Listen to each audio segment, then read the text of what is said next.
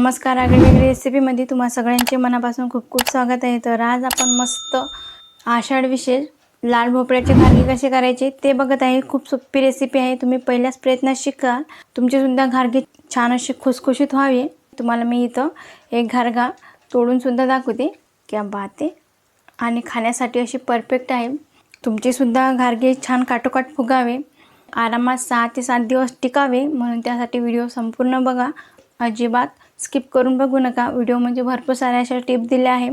आणि हो, चॅनलवर जर तुम्ही नवीन असाल, अजून सबस्क्राईब केलं नसेल तर प्लीज चॅनलला जास्तीत जास्त लोकांनी सबस्क्राईब करा आणि त्याचबरोबर बेल आयकॉन हिट करून ऑल सिलेक्ट करा। झटकीपट रेसिपी आहे, पटकन रेसिपीला सुरुवात करूया। इथे मी पाव किलो लाल भोपळ्याच्या फोडी घेतल्या आहे। त्याच्यावरची साल काढून घेतली, जो हिरवा भाग असते तो काढून घ्यायचा, त्यामध्ये बिया असतात त्या सुद्धा काढून घ्यायच्या। तर त्यासाठी एक वाटी बारीक किसलेला गूळ आहे। आता आपल्याला लाल भोपळा शिजायला घालायचा आहे, चला दाखवते। तर आता इथे गॅसवर मी कुकर ठेवला आहे, यामध्ये आपल्याला या भोपळ्याच्या फोडी घालून घ्यायच्या आहे। यामध्ये आपण पाण्याचा अजिबात वापर करत नाही। आता यामध्ये एक वाटी गूळ घालून घ्यायचा, छान याला असं हलवून घ्यायचं। आता कुकरला झाकण लावायचं, कारण लाल भोपळ्यामध्ये पाण्याचा भरपूर प्रमाणात अंश असतो। आपण यामध्ये गूळ घातला त्याने सुद्धा पाणी सुटेल, तर पाणी अजिबात घालू नका। गॅस मंद आचेवर ठेवून कुकरच्या 2 शिट्ट्या काढून घ्यायच्या। साधारण याला 15 मिनिटं शिजायला लागतील। 2 शिट्ट्या मध्यम आचेवर काढून घेऊया। आता इथे बघा, मी कुकरच्या 2 शिट्ट्या काढून घेतल्या आणि वाफ सुद्धा काढून घेतली आहे। बाहेर जोरदार पाऊस पडत आहे, तुम्हाला आवाज येत असेल बघा। गुळालाच असं एका प्रकारचं पाणी सुटलेलं आहे। आता यामध्ये आपल्याला 1 चमचा वेलची पूड घालायची आहे। गोडाचा पदार्थ आहे, तर चिमूटभर जायफळ किसून घालायचं। आता आपल्याला ह्या फोडी छान अशा मॅश करून घ्यायच्या। तर बघा, मस्त ह्या मॅश होतात। आता इथे तुम्ही बघू शकता, हे मिश्रण मी छान असं मॅश करून घेतलं बघा, छान मॅश झालं आहे। आता आपल्याला हे मिश्रण संपूर्ण असं गार करून घ्यायचं। तर या वाटीने मोजून 1.5 वाटी गव्हाचं पीठ घेतलं, अर्धी वाटी बारीक रवा आहे, हा यामध्ये घालून घ्यायचा। त्याचबरोबर आपल्याला 1 चमचा बेसन पीठ लागेल, चवीनुसार मीठ घालायचं।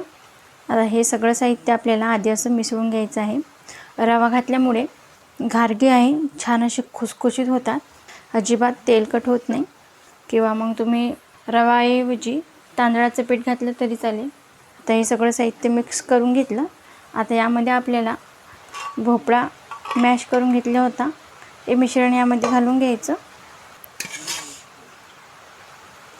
आता यामध्येच आपल्याला ही कणिक मळून घ्यायची आहे। मिश्रण मी थंड करून घेतलं, यामध्येच ही कणिक छान अशी मळून घ्यायची। आता इथे बघा, छान अशी घट्टसर कणिक मळून घ्यायची, एकदम अशी सैल नका मळू, छान घट्टसर मळा। आणि आता याच्यावर थोडं तेल टाकून घ्यायचं, म्हणजे ही कणिक एकमेकांना अशी चिटकणार नाही। जास्त तशी सैल मळायची नाही, थोडी याला घट्टसर अशीच मळून घ्यायची। जर तुम्ही जास्त अशी सैल मळसाल, पुऱ्या छान अशा लाटता येणार नाही, म्हणून अशी घट्टसर मळायची। यामध्ये रवा घातला तर रवा फुलायला हलकासा वेळ लागतो, तर आपल्याला ही कणिक फक्त 5 मिनिटं रेस्ट करण्यासाठी ठेवायची आहे। त्यानंतर मग आपण याचे घारगे करायला घेऊया। आता इथे बघा, कणिक छान अशी 5 मिनिटं मी रेस्ट करण्यासाठी ठेवली होती, हलकीशी सैल झाली। इथं पोळपाट आहे, हा घ्यायचा। आता याच्या आपल्याला छोट्या छोट्या अशा पुऱ्या लाटून घ्यायच्या आहे, किंवा मग तुम्ही एकाच वेळेत मोठा उंडा घेऊन पुरी लाटून घेऊ शकता, पण मी तसं करत नाही। हलकीशी याला जाळ ठेवायची, लागल्यास थोडं याला तेलाचा हात लावायचा। हे बघा, थोडं तेल लावलं की सहज अशी लाटल्या जाते।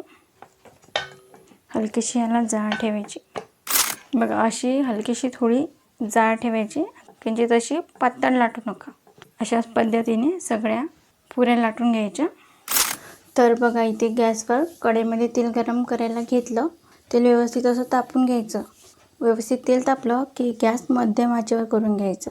आणि त्याचबरोबर इथे मी सगळ्या अशा पुऱ्या लाटून घेतल्या, किंवा मग सगळ्या अशा घाऱ्या लाटून घेतल्या आहे.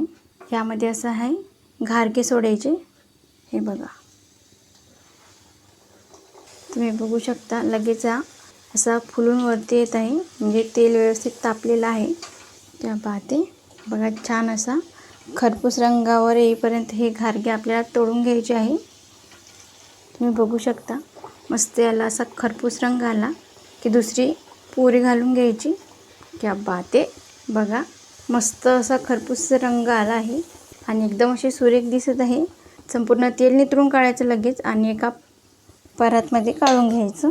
हे सुद्धा पुरी बघू शकता तुम्ही. बघा हा घारगा किती व्यवस्थित असा टम्म फुगलेला आहे. याला घारगे किंवा घाऱ्यासुद्धा म्हणू शकता. छान असा सोनेरी रंग आला की लगेच तेलामधून काढून घ्यायचे.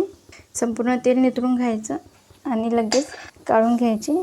बघा मी तुम्हाला आणखी तळून दाखवते. हे बघा, यामध्ये घारगा घातला की लगेच फुलून वरती येतो. बघा किती छान हा घारगा फुगत आहे. सुरुवातीला काय करायचं, पुरी छान अशी फुलू द्यायची, नंतर मग दुसरी तळायला घ्यायची. आला की नाही सोनेरी रंग, छान असे खरपूस झाला की नाही तर लगेच काढून घ्यायचे, नाहीतर मग ते जळून जातील. जास्त जळून देऊ नका, खायला छान नाही लागतील, म्हणून असेच हे तळून घ्यायचे. हे बघा, आता अशाच पद्धतीने सगळे घारगे तळून घ्यायचे आहे. तर बघा इथे आपले सगळे घारगे तळून तयार आहे आणि तुम्ही बघू शकता खूप असे सुंदर दिसत आहे.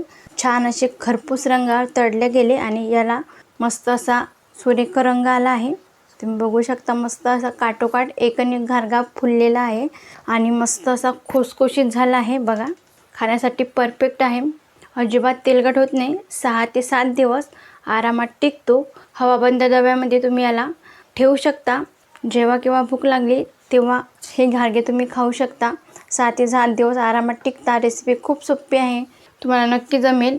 तुम्ही सुद्धा एकदा करून बघा. रेसिपी कशी झाली ते कमेंटमध्ये सांगायला विसरू नका. तुम्हाला जर आजचा व्हिडिओ आवडला तर लाईक करा. जास्तीत जास्त तुमच्या फ्रेंड किंवा फॅमिलीसोबत शेअर करायला विसरू नका आणि त्याचबरोबर बेल आयकॉन हिट करून ऑल सिलेक्ट करा, जेणेकरून होईल मी छान छान रेसिपी अपलोड करेल त्याचे नोटिफिकेशन तुम्हाला येऊन जाईल. आज वेळात वेळ काढून तुम्ही संपूर्ण रेसिपी बघितल्याबद्दल तुम्हा सगळ्यांचे मनापासून खूप खूप धन्यवाद. तर आज आपण मस्त इथं आषाढ विशेष मस्त अशी खुसखुशीत लाल भोपळ्याचे घारगे केले आहे. तुम्हाला नक्की जमेल. अशी छान छान रेसिपी तुम्ही सुद्धा बनवून खात जा. भेटूया नेक्स्ट व्हिडिओमध्ये.